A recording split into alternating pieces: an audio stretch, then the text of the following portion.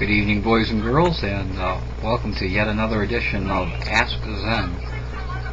We've got an unusual question tonight, and I'm going to let her just ask the question, and we'll go from there. This is Threat Manic, and a frequent viewer here, and hopefully we can help her out with her question. So if you will, Sam, go right ahead. Think of a person that is close to you. Maybe it's a roommate, maybe it's a best friend, a sister, something. And you hear her crying, you're sleeping, and you hear her crying, and she knocks on your door. You don't sleep in the same room. So, you hear her knocking at the door and crying. And you're like, what's wrong? And she comes in, and she has the legs of, like, a goat. Right, with the hooves and everything. Do goats have hooves? Yeah, they do.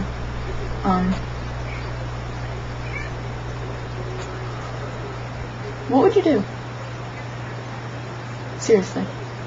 Fuzzy and everything, and she just says, I woke up and now my legs are goat legs.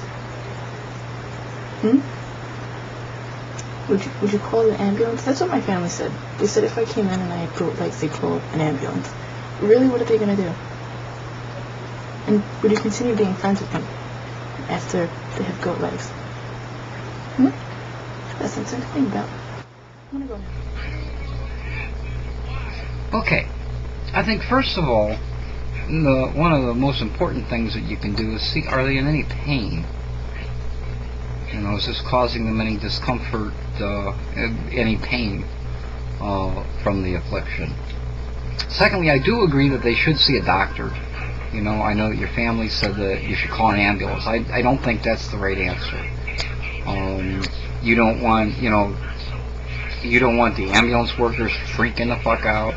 You don't want to get them into a hospital situation where there's a whole bunch of people and they're freaking out. Because it's going to be pretty strange for everybody involved. So first I would say, try to do what you can to make them as comfortable as you can, both emotionally and physically, and see if they're suffering from any pain.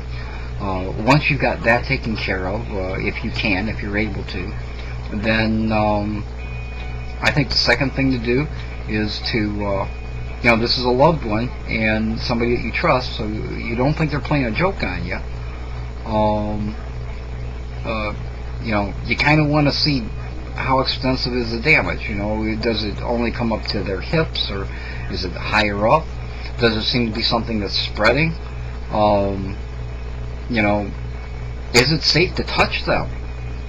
Is a good question. I don't think I would worry too much about if it was safe for me. I think I'd be more concerned with their welfare in my case. And be like, well, we'll both be goat people. And then I think you should get them to a doctor as quickly as possible, because only a doctor, since you're worried about the human side, as opposed to the goat side, in which case you would get a vet. But get them to a doctor. Let the doctor talk to them and find out, what have they been eating, drinking, taking.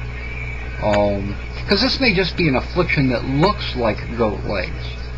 And those things happen all the time. Barnum and Bailey Circus had some kids, or Ripley's Believe It or Not, I guess it was, had some kids that, had facial hair that, they looked like our movie Wolfman.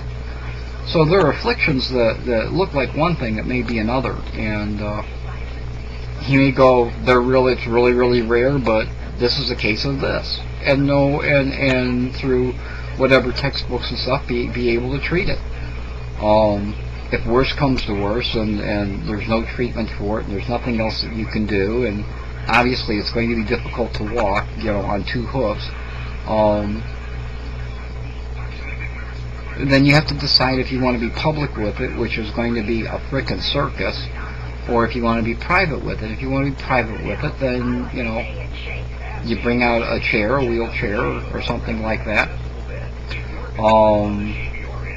And cover their legs. And as far as anybody is concerned, this is someone who's afflicted with a disease, which that's obvious, that makes their legs not usable at this time, or not able to travel well, which is true. And they could live out their entire life like that without being a spectacle, still loved by you and the people around them that know them well, and still live out a productive life.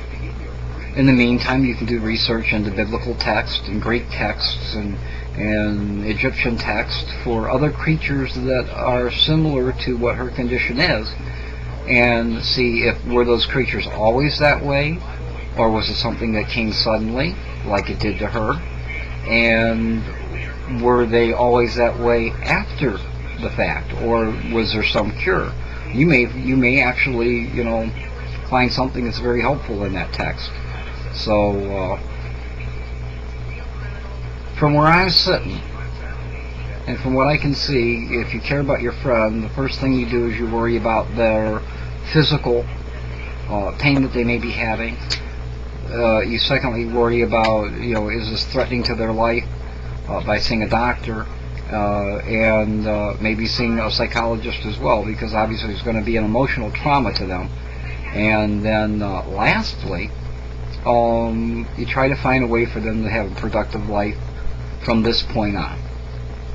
So, in all seriousness, as silly as the question seems, I think that would probably be the best route to take, given the information that we've been given. Sam, I'd like to thank you for your question. And if anybody else has a question out there that you'd like to ask Zen Archer about anything, obviously about anything, please feel free to leave me a private message, and we'll see what we can do to help you out. Thanks again, and until then, be well.